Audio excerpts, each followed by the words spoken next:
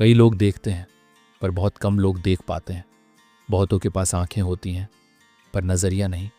और कुछ लोग होते हैं जो सिर्फ केस नहीं सुलझाते, वो सच्चाई को महसूस करते हैं। आज से आप भी वैसे ही सोचेंगे जैसे सोचता है शर्लॉक होम्स। गेम चेंजर में आपका स्वागत है। आज हम बात कर रहे हैं एक ऐसी किताब की जो ना सिर्फ आपकी सोच बदल देगी बल्कि आपको सोचने का एक बिल्कुल नया नज़रिया देगी। Mastermind, how to think like Sherlock Holmes एक ऐसी दिलचस्प और रोमांचक किताब है जो हमें सिखाती है कि कैसे हम भी शर्लॉक होम्स की तरह बारीकी से सोच सकते हैं, हर छोटी बात को नोटिस कर सकते हैं और अपनी निर्णय लेने की शक्ति को अपग्रेड कर सकते हैं। इस किताब की लेखिका है मारिया कोन्निकोवा, जो न केवल एक शानदार लेखक हैं बल्कि एक जानी मानी साइकोलॉजिस्ट भी हैं। उन्होंने शर्लॉक होम्स के सोचने के तरीके को गहराई से समझा और बताया कि हम आम लोग भी उसकी तकनीकों को अपनाकर अपने जीवन को बेहतर बना सकते हैं। आज हम इस किताब में दिए गए सबसे महत्वपूर्ण सबकों को समझेंगे और उन्हें सीखकर खुद को बेहतर से बेहतरीन बनाएंगे। तो चलिए शुरुआत करते हैं आज की ऑडियो बुक समरी और जानते हैं कि कैसे हम भी सोच सकते हैं शर्लॉक होम्स की तरह। अध्याय 1, सोचने की दो प्रणालियां। इस अध्याय में लेखिका हमें ले चलती है हमारे दिमाग के दो प्रमुख सिस्टम्स की ओर, सिस्टम 1 और सिस्टम 2। लेकिन इसे वो शर्लॉक होम्स और डॉक्टर वॉटसन की स्टाइल में पेश करती हैं, जिससे ये पूरा विचार और भी दिलचस्प बन जाता है। अब ज़रा शर्लॉक होम्स और वॉटसन की जोड़ी को याद करें। एक है शांत, गंभीर और हर बात को बारीकी से देखने वाला होम्स। दूसरा है भावुक, जल्दी प्रतिक्रिया देने वाला और अक्सर अंदाजे लगाने वाला वॉटसन। ये दोनों ही हमारे दिमाग की दो सोचने की प्रणालियों का प्रतीक हैं। सिस्टम 1 यानी वॉटसन मोड, ये तेज़ है, जल्दी निर्णय लेता है बिना ज़्यादा सोचे समझे। ये वही सोच है जो हम रोज़मर्रा में करते हैं। इसमें भावनाएं ज़्यादा होती हैं और तर्क थोड़ा कम। सिस्टम 2 यानी होल्म्स मोड, ये धीरे सोचता है, विश्लेषण करता है, अवलोकन करता है और फिर निष्कर्ष निकालता है। लेखिका कहती हैं कि हम सभी के पास ये दोनों सिस्टम होते हैं, लेकिन ज़्यादातर लोग वॉटसन मोड में ही जीते हैं। शर्लॉक होम्स की तरह सोचने का मतलब है सिस्टम 2 को एक्टिव करना। जब हम इस होम्स मोड में आते हैं तो हम हर चीज़ को ऑब्जर्व करते हैं, अपनी धारणाओं पर सवाल उठाते हैं और फिर ठोस तथ्यों के आधार पर निष्कर्ष निकालते हैं। शर्लॉक हमेशा कहता है, सोचना एक कला है और अवलोकन उसका पहला कदम। इस अध्याय का सबसे अहम सबक यही है, सोचने से पहले रुकिए, ऑब्जर्व कीजिए, फिर एक्शन लीजिए। और यही सोच शर्लॉक को मास्टरमाइंड बनाती है। It is a capital mistake to theorise before one has data, Sherlock Holmes. ये लाइन हमें एक बहुत गहरी बात सिखाती है। तथ्यों के बिना राय बनाना आंखों पर पट्टी बांधकर तीर चलाने जैसा है। अध्याय 2, अवलोकन बनाम देखने की क्षमता। तुमने कितनी बार सीढ़ियां चढ़ी हैं? शर्लॉक होम्स वॉटसन से पूछता है। वॉटसन जवाब देता है, सैकड़ों बार। तो फिर तुम बता सकते हो कि उन सीढ़ियों में कुल कितनी सीढ़ियां हैं? वॉटसन चुप हो जाता है। यहीं से शुरू होता है इस अध्याय का रहस्य। लेखिका मारिया कोन्निकोवा बताती हैं कि देखने और अवलोकन, ऑब्जर्वेशन, में ज़मीन आसमान का फ़र्क होता है। हम रोज़ कितनी ही चीज़ें देखते हैं, रास्ता, लोग, इमारतें, शब्द, लेकिन क्या हम सच में उन्हें ऑब्जर्व करते हैं? देखना एक पैसिव एक्ट है, यानी बस जो सामने है उसे आंखों से गुजर जाने देना। लेकिन अवलोकन एक एक्टिव स्किल है, उसमें ध्यान, गहराई और जागरूकता की ज़रूरत होती है। शर्लॉक होम्स की सबसे बड़ी ताकत यही थी, वो हर छोटी चीज़ को इतने ध्यान से ऑब्जर्व करता था जितना कोई सोच भी नहीं सकता। एक आदमी के जूतों से वो बता देता था कि वह हाल ही में कहाँ गया है। किसी की घड़ी देखकर बता देता कि उसे शादी से खुशी मिली या तनाव। इस अध्याय में हमें सिखाया गया है कि कैसे हम भी अपनी नज़र को साधारण से असाधारण बना सकते हैं। इसके लिए ज़रूरी है माइंडफुलनेस, यानी हर चीज़ को पूरे होश में देखना। वर्तमान क्षण में पूरी जागरूकता के साथ उपस्थित रहना। इसका मतलब है कि जब आप किसी व्यक्ति से बात कर रहे हो तो आपका पूरा ध्यान उसी पर हो। जब आप सड़क पर चल रहे हो तो हर कदम, हर आवाज़, हर दृश्य को महसूस कर रहे हो। लेखिका कहती हैं कि माइंडफुलनेस केवल ध्यान, मेडिटेशन तक सीमित नहीं है, ये एक जीवन शैली है। जब आप माइंडफुल होते हैं तो आपकी अवलोकन शक्ति बढ़ती है। आप छोटी छोटी बातों में भी पैटर्न और संकेत पहचानने लगते हैं। इसका अभ्यास कैसे करें? हर दिन अपने आसपास की 3 नई चीज़ें नोटिस करें। किसी जगह को 60 सेकंड तक बिना बोले ऑब्जर्व करें, फिर लिखें आपने क्या देखा। लोगों की बॉडी लैंग्वेज, कपड़े या बात करने के तरीके पर ध्यान दें। खाना खाते वक्त सिर्फ खाने पर ध्यान दें। उसका स्वाद, टेक्सचर, गंध सब महसूस करें। मोबाइल या मल्टीटास्किंग से दूरी बनाएं। हर काम को पूरे ध्यान से करें। जैसे जैसे आप ये अभ्यास करेंगे, आपकी ऑब्जर्वेशन स्किल बढ़ती जाएगी और साथ ही बढ़ेगी आपकी मानसिक स्पष्टता और निर्णय लेने की ताकत। और यही वो कला है जो देखने वाले को मास्टरमाइंड बना देती है। You see but you do not observe, the distinction is clear. Sherlock Holmes. यानी तुम देखते तो हो लेकिन गौर नहीं करते, फर्क साफ है। ये बात हमारे रोज़मर्रा के जीवन पर भी पूरी तरह लागू होती है। हम हर दिन कितनी ही चीज़ें देखते हैं, लोग, चेहरे, घटनाएं, माहौल, लेकिन उनमें से कितनी चीज़ों को गहराई से महसूस या समझते हैं। अध्याय 3, मस्तिष्क अटारी, संगठित ज्ञान भंडारण। कल्पना कीजिए आपके दिमाग के अंदर एक अटारी है।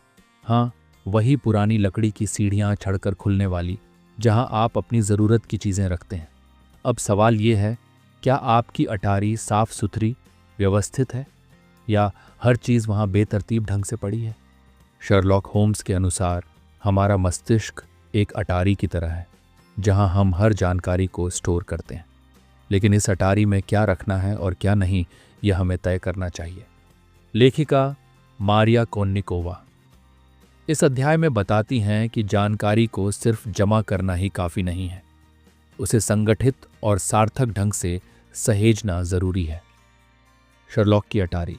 होम्स मानता है कि दिमाग की जगह सीमित है, इसलिए वह बेकार की बातों से अपनी अटारी नहीं भरता।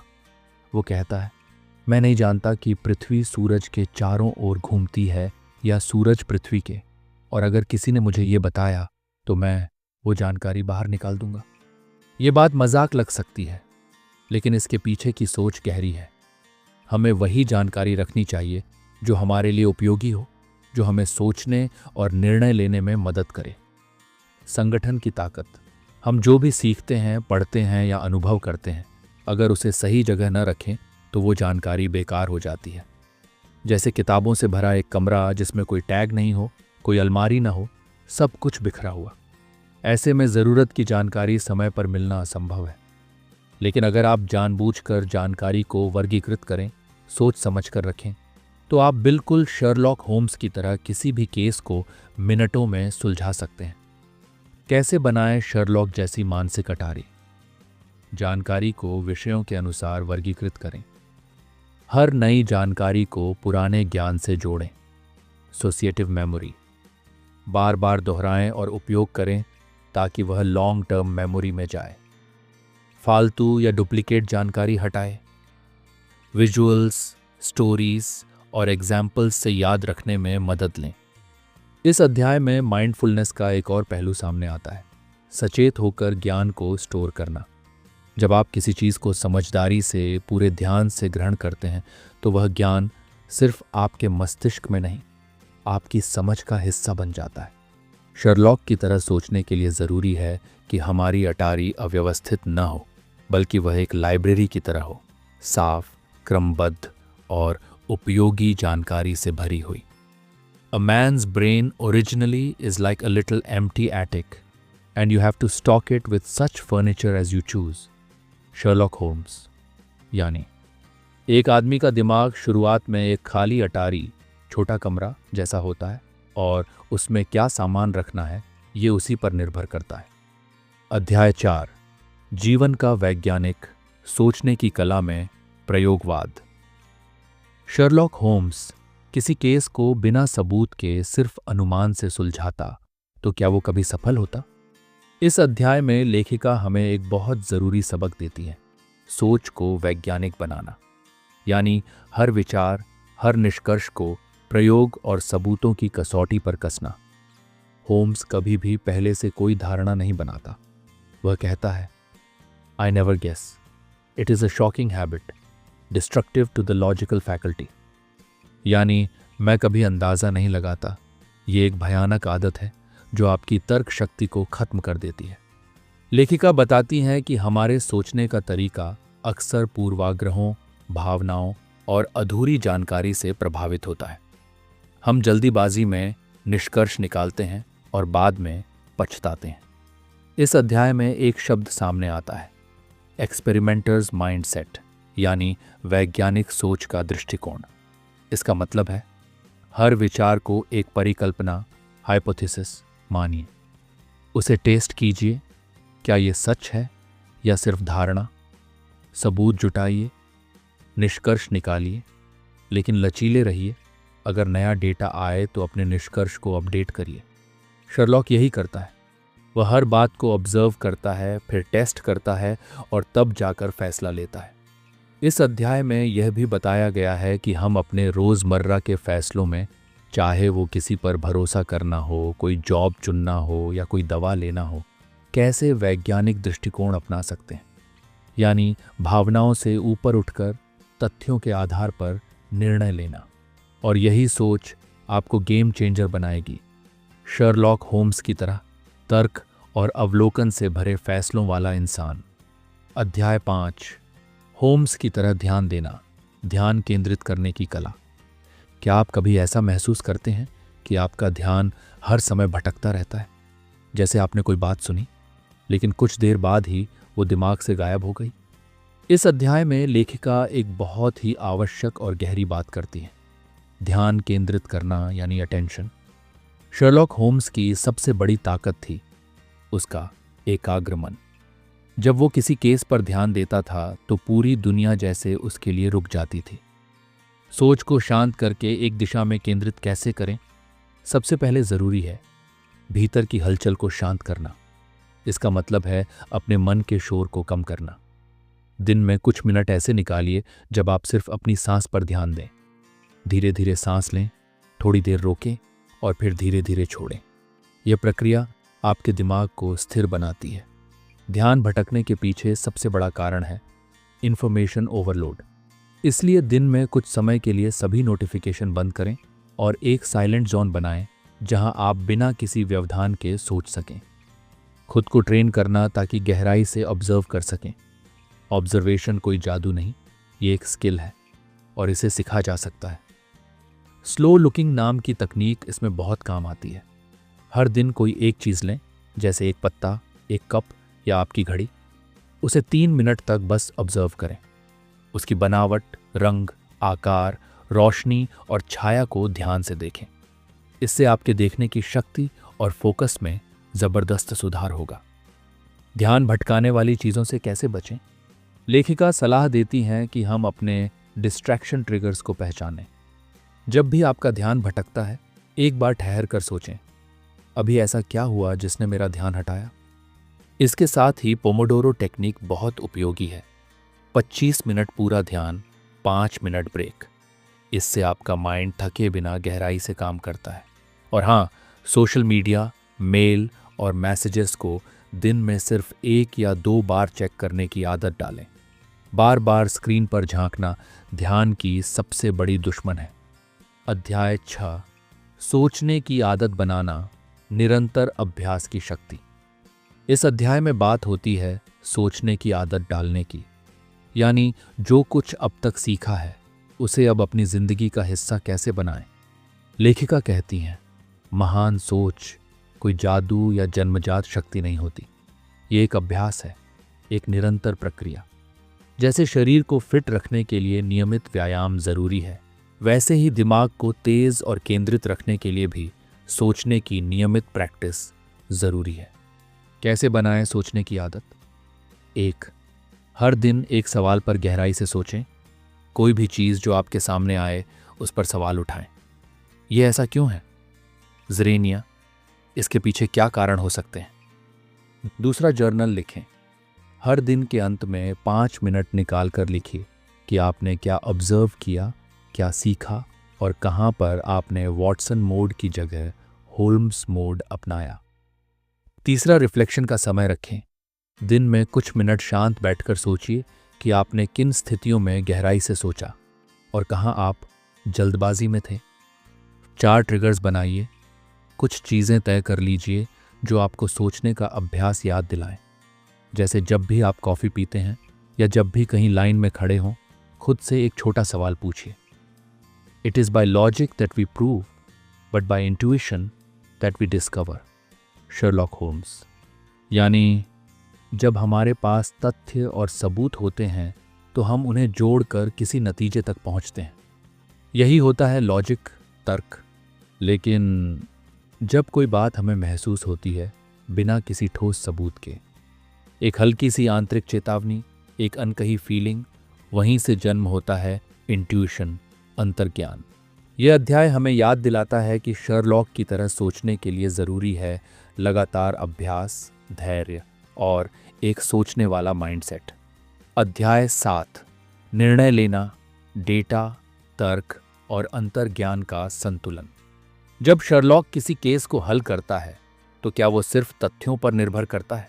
नहीं, वो तथ्यों को ध्यान से देखता है, उनकी परतें खोलता है, लेकिन वह अपने इंट्यूशन यानी अंतर्ज्ञान को भी नज़रअंदाज नहीं करता। इस अध्याय में लेखिका हमें निर्णय लेने की 3 शक्तियों के बारे में बताती हैं। पहला, डेटा यानी जो कुछ आपके पास तथ्यों के रूप में है। दूसरा, तर्क, लॉजिक यानी उन तथ्यों से निकलने वाले निष्कर्ष।